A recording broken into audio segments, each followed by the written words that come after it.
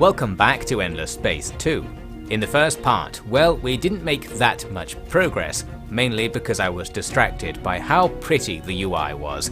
Eventually, I started playing the game though, and we've discovered that in our home constellation, there's another faction, Horatio, and they don't like us very much for whatever reason, so I've started planning to kill them off, and part of that plan is coming to fruition right now. We've just completed that really easy mission I had to assimilate the faction that was next to Horatio's home system. Just had to explore right next to that system. That was easy enough. And now we have a few extra ships and a nice base to use to attack right into that home system, which combined with the fact we already have another assimilated territory to their north, means we have them surrounded. Now we just need to prepare for the attack. It's going to take me a very long time to muster my ships over there. So eventually I'm going to have this strike force just go out into empty space and hit the enemy home system, and we'll see what happens from there, really. Here's an event that came up regarding whether we should allow investors to speculate or something. We have a chance to make more money, also a chance to have a financial crash, or we can just avoid it and make a bit of money and people prefer it that way. I decided to go with that latter option, and I only mention all of this because it's going to come up again later. I did notice immediately that we actually made less money after taking the +10 on Empire Systems bonus. Wasn't quite sure what to make of that, but I figured, well, I don't understand what's going on most of the time, let's just ignore it, but I did end up coming back to it, which is why I mention it. We'll spin back around to that. Here is a very interesting negotiation I had with the green faction off to our right. They were almost willing here to give up one of their territories to me in exchange for peace and sharing map information. I can put some titanium on the table to tip it over the edge and make them want it. And then after much experimentation I realized I can actually reduce the amount of titanium I'm giving them by like 90%, and they still think the deal is kind of the same. So we've got a classic 4x gameplay feature, diplomacy that's a little bit strange. This allows us to take one of their systems effectively for free. I gave them 17 titanium and map information, and we even got some map information in return. And that peace deal we got will come in useful as well, because we can use policies that I think I mentioned previously to increase the happiness on our systems, because we are a pacifist style faction at the moment due to our government. Anyway, we now have this system, and we can use it to steal their citizens. I didn't realize at first, but while we technically control the system, it's going to have 0% public order or happiness, because it's sort of identifying with the old faction. There is a faction identity mechanic where over time they'll come to consider themselves part of our faction. For now, they are mutinous as mentioned there on the left, but what we can do, according to the tutorial, is just deport their citizens. So we're just going to take some of them really just to experiment with that. And there we go, the green faction has sold both some of its territory and some of its people into effective slavery to our empire. Thank you very much, enjoy the 17 titaniums.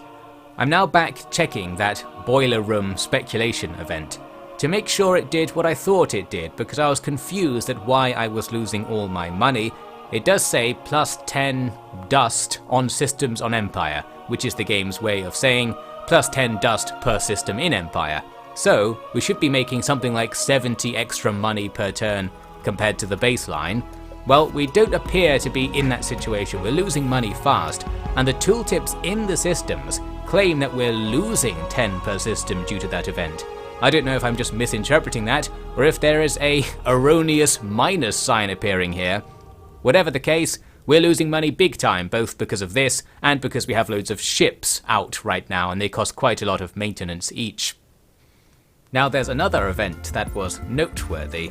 Something where one of our science crews has got lost somewhere. We had the chance to go and rescue them at great risk or something. Well, I had nothing to risk, so we're going to take the option where we don't rescue our crew, but in exchange we have to make a memorial to them, which I thought was quite fun. It asks you to rename a system in their honor. Didn't really know what I was doing, so I just clicked on a system's name. Yep, you can rename them as it turns out. So we're going to say we're sorry to the families of the lost crew members. And there we go, we completed a quest and got out of that one. I just thought that was a very fun little quest to actually interact with the game in an unusual way. I noticed there are a lot of these orange ships hanging around our territory, snooping about. I eventually decided to find out what's going on with all that. Well, they belong to this other faction that we haven't really seen yet, but they know about us apparently. I asked them to leave, and then they said no, so we're already generating some tension here with somebody else. We have the option to cover up the fact that they were mean to us, but we're going to just denounce them and go straight for the aggressive option. We're probably going to have some trouble with those guys in the near future. Here is our next opportunity to colonize someplace. I noticed the tooltip though was saying that we're going over our colonization limit. I didn't realize there was a colonization limit, but indeed there is, and indeed we are over it. We're going to have some public order issues because of that. And here's a perfect example, discovering alongside it that the ownership system is debuffing happiness as well. So we get -20 happiness everywhere because we have too many colonies. Not sure what we can do about that other than just raise happiness via another means. I was looking around here trying to see if I could lower taxes or something. Going for the automatic happiness build starts making an infinite supermarket. I don't know how happy that would make me. Well, there wasn't a way, as far as I could tell, to give these guys a tax break or something so this one system would be happier while it's got these ownership issues. They didn't betray us or anything in the end. I think they just have worse resource generation while they hate you. And speaking of hating me, here's a message from another faction that we haven't really seen. Some evil robots are trying to get me to pay them some protection money. We're just going to not do that. So yes, we've got now 2 factions somewhere else that already don't seem to like us very much. That's all good. We've assimilated another minor faction here though. Going to have to get rid of the ships that came with them because we can't afford to upkeep them. And they're not all that good anyway. I'm going to keep this one to just patrol around the bottom of the map since I'd seen orange and red ships hanging out there. Now it's time for some action. I finally actually declare war on Horatio after a very long delay while my ships gradually went to his home system. You can declare war after you show up, which is nice, so we're already right here on top of his fleet and we can just attack it. There are only 2 ships here. After a long time deciding what to do, they just retreated anyway, so not too much happened there. And there you go, our first win in the war. We have their home system under siege now if we keep our fleet here. But we can also just start a ground invasion of their planets. I think you invade them all at the same time, so it's nice and simplified. And another simplification, well compared to Stellaris this is that your troops are automatically just with your navy. You don't have to build separate troop ships and bring them up to do the invasion. They're just presumed to have come with you, and now we can deploy them, and each ship has a certain number of troops with it. You can then pick a strategy about how you want to do the ground attack, with varying results. In particular, they vary in whether it's going to kill the civilian population and destroy the buildings. So if we want to take this place just to use it, we probably want to not destroy the buildings and population so much, but that's just going to make it take longer and victory will be less reliable. You choose the strategy again after every turn of the battle. The battles last many turns. I think for this first one I went with Blitz, and then after that went with the guerrilla option. And you can watch the little battle. This is less sophisticated than the naval battles. This is what I expected the naval battles to look like, basically just some symbols doing things to each other. Well, our symbols appear to be defeating their symbols, and there's a minor victory. So now every turn they'll fight a bit more, and hopefully we'll eventually win, so we'll just leave those guys to it. I had also planned to attack Perseus at the same time, using this other fleet coming down from the north. They though were stopped in this pirate system by a Horatio fleet. They've got 4 ships, I've got 5. Looking at the stats, they're kind of similar. And apparently we have the advantage here. So I went for a battle to see what would happen. I don't think you can freely retreat from battle anyway, so you sort of have to do something once something starts happening. Here we are shooting at each other. We're just sort of skipping through this because there's not too much to say about them shooting each other. But basically it went badly, for whatever reason, I don't really know why. We lost 3 ships, they lost 1. So with that, my plans to attack from the north are out the window because it takes a very long time to make ships. We're going to scurry back and just defend now. It's going to be all about that attack on their home system.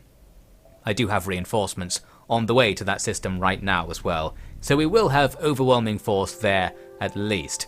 Here I discovered where Orange are based. They're right next to our home system, just to the north, so that's good to know. Always good to make an enemy at home while your ships are on the other side of the map, and it's going to take them a very long time to come back.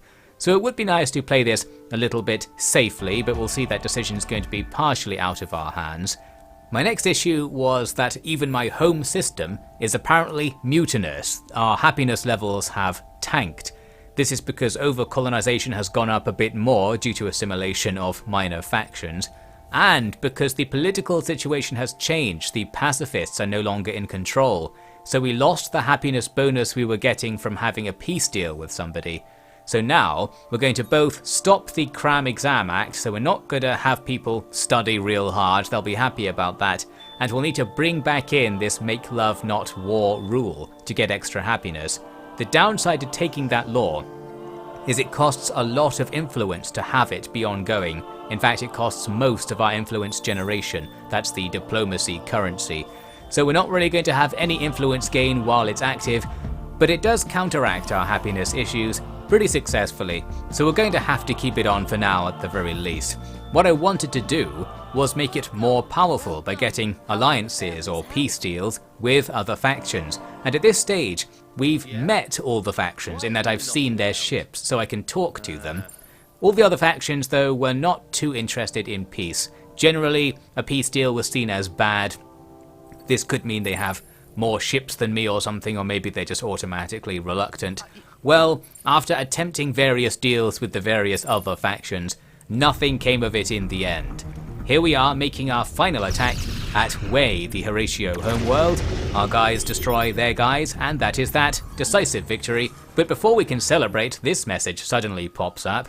It looks like the orange faction right next to our home system has sent ships to said home system that are now stealing our stuff. I think they're abducting our population or something. The game called it they're taking our essence. I'm not quite sure what that means. They're taking our precious bodily fluids, and we can ask them to stop in the diplomacy menu, which is quite nice, but they just say no, so that's that. Now we can again denounce them for doing so.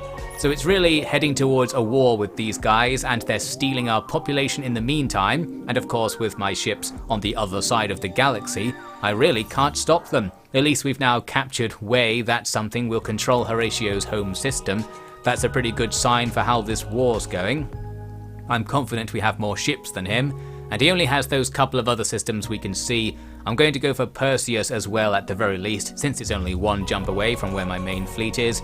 We also attacked some Horatio ship that had showed up at Wei to fight here. They ran away, losing most of their health in the process, so that's all looking good as well. We're going to have these reinforcements come over to provide more ground troops, and then send all of that stuff north to take PERSEUS, and hope that by the time we've done that, maybe any other conflicts flaring up won't have been too bad. On that topic, we get this message soon from Red. They say that they're attacking us while we're distracted with another war, and they're very proud of being sneaky about it. The thing was, looking around, I couldn't see much evidence that they were attacking me. We're still losing people to that orange abduction plan, and we have lots of pirates attacking us in the north, which I can't do anything about because my ships are nowhere nearby, but nothing from a red faction, so that's something, I guess. The military situation is a bit chaotic at the moment. We've got our strategic empire set up in pretty much the worst possible configuration, in that all of our systems are arrayed in a ring around an empty void. So everywhere is as far away from everywhere else as it can be, meaning it's going to take like 10 to 20 turns to move across our empire. And if this fleet here wanted to go back and stop those orange guys, it would take such a long time that it's not even really worth going back. I might as well just disband them and try to recruit new ships underneath the enemy. Well, we'll see about that. We're doing a Roman Empire style challenge where the middle of your empire is hollow. Only at least the Romans could travel through the middle. For us, it's just an empty vacuum. I'm not sure if you're allowed to make hyperspace jumps across the gap. I suppose you are, but maybe it's so slow that the game just doesn't do it when it's pathfinding. We've messed up just a little bit, that's all I'm saying. I couldn't help but colonize everything, and now we're going to have to defend in all directions, the OffyD classic. Now it's time for a ground invasion at Perseus. Over here, despite it not being their home world, it did have higher military strength. I guess it depends somewhat on the buildings and population level, or something. So, the balance of power is a bit more even. I essentially decided to just go with guerrilla every turn to very slowly defeat them. but it is going to take a long time, so for the most part we'll leave them to it and I won't bother watching the battles or anything like that. They also have some vehicles in their army. We don't have any. I think we need a certain tech to get them, which I don't have. So unfortunately it's infantry only. Seems to still be able to defeat the vehicles though. I got this message from the dark green faction asking me if I'd be interested in an alliance. They're at war with the orange faction, the guys who we're kind of at war with as they steal population off our homeworld. So I was interested in this. The only problem I had was that I didn't know who these green people even were. Apparently they're in trouble against the orange people, so a chance for us to unite with these guys. First, I just got a peace deal and map sharing so I could find out what was actually going on. They're off to our left. They've got this big long constellation that goes up beside us, and at the top they are fighting with orange, presumably. It looks like green have the bigger empire, but they claim that the war's going badly. Maybe they have no ships or something. So I did decide to go back and start arranging an alliance with them. Since we're probably going to be at war with Orange very soon anyway, it does explain that if we start the alliance, the war will be joined immediately, so we're going to be at war with them after this. Because they really needed this alliance, I was able to do a bit of negotiation and work out a deal where we took one of their techs as well, which is always handy. And that is that. Now we have an ally and a new war to fight. Not that we really have anything to fight it with, we're kind of just joining in spirit. Later on we'll try and do something with that. Back at Perseus, looks like Horatio has a few ships who have shown up to try and help. However, they're damaged and they're outnumbered, so we can easily take them down using the take trophies strategy to make some money off the process as well. So that's that. Really looks like Horatio is in trouble. We'll just keep the war going until I've taken some more stuff from them essentially. On the ground though, the battle isn't going that well because the enemies start using this draft strategy. This appears to convert their pops into additional infantry, and it's refilling their infantry pool faster than we can bring it down, I think, as well. And because we are taking pretty serious casualties as the fight goes on, our initial advantage is gradually trickling away there. Inconvenient. I think I need to bring more ships over to reinforce that location, but I don't really have any who can get there anytime soon. In fact, I'm going to be doing the opposite, because I wanted to move my ships away from Perseus, because while that ground battle is happening, the ships are just sitting there. Having them there allows their crews to continuously reinforce the ground battle, but I think at this stage the crews are empty, so having the ships there doesn't do anything at all.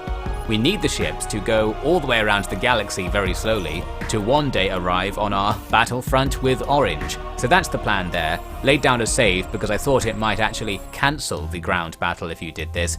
No, the ground battle will go on without you once you've put the troops down there. So they keep on fighting. But the issue is, the balance isn't all that in our favour really, and because the enemy have that draft ability, they could reinforce to be as strong or stronger than us if they were willing to sacrifice their population, and they do have a few population units left to sacrifice. Here I got a peace deal with a light blue faction that I can't see. I could only get the deal if I gave them my map information, so we don't know where they know where we are, but we're at peace, so we're not going to be invaded from somewhere at some point, hopefully. Here's me finally completing the first story quest. Took absolutely forever because I was distracted building other things and not building the 4 science buildings you needed. Once it's finally done, the story continues, but we've kind of gotten ahead of ourselves here. The story is about going to find Auriga, the home world of our faction, which, as previously noted, we've already found, and I was surprised that nothing happened. It's because we're behind in the story quests. So now I've taken on a quest to ally to the pirate faction because they might have some intelligence about where Auriga is. This means I'll essentially have to bribe the pirates into oblivion until they like me, wasting all of my cash. And check this out, we're starting to lose that battle on Perseus, as I was hinting at. They're just drafting more troops. Now that we've left, we can't replenish our side, so it's actually going to get worse. I had started moving more ships over there to try and do something about that, as you could see. While our main fleet, well, I had planned to do something here at IZAR. If we could take this location, that would be very neat. Problem was, when I showed up, it's surrounded by a bigger fleet of pirates, so they're having issues with the pirates, same as me in Virak Sori to the left.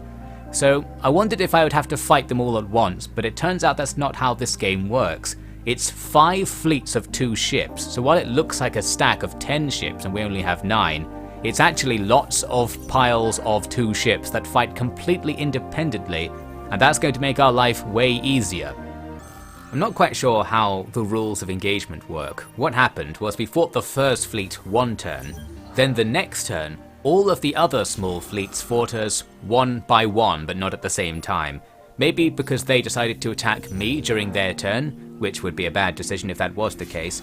Well anyway, we fight sets of 2 ships, one after the other. We use the take trophies thing to make some money off this endeavour, and we destroy them without taking any damage. So there we go, Horatio should be pleased, we've lifted the pirate siege of their system. However, that is only so that we can maintain the siege ourselves. One issue we have is that while the place is weak enough for us to take on the ground, we don't have any troops left in our main fleet. They all have been deployed at PERSEUS. However, we do have 2 extra ships hidden in the stack that are a different fleet. They have a few troops, not very many. However, because IZAR was under siege for so long by the pirates, it barely has any troops defending it. The act of having a fleet in orbit gradually reduces the number of ground troops. So, making this small invasion is actually quite viable, although they are again using that draft strategy to get some of their troops back. Inconvenient. But all we really need is to buy a couple of turns, because our main fleet can pop over into our territory, suck up some more reinforcements, and bring them into the fight. Here's a little engagement with Orange. I was able to build 2 ships and send them over to just be on the green front line in case I actually needed to be here. There was 1 orange ship that we took out. Not much is really going on, no major fleets from either side or anything like that. There's a pirate fleet or pirate system blocking access between those 2 powers, so maybe that's slowing the war down. There we are, losing the battle at PERSEUS. They outdrafted us and actually took out all of the troops I left behind. So that's the end of that. Or is it? We'll come back to that.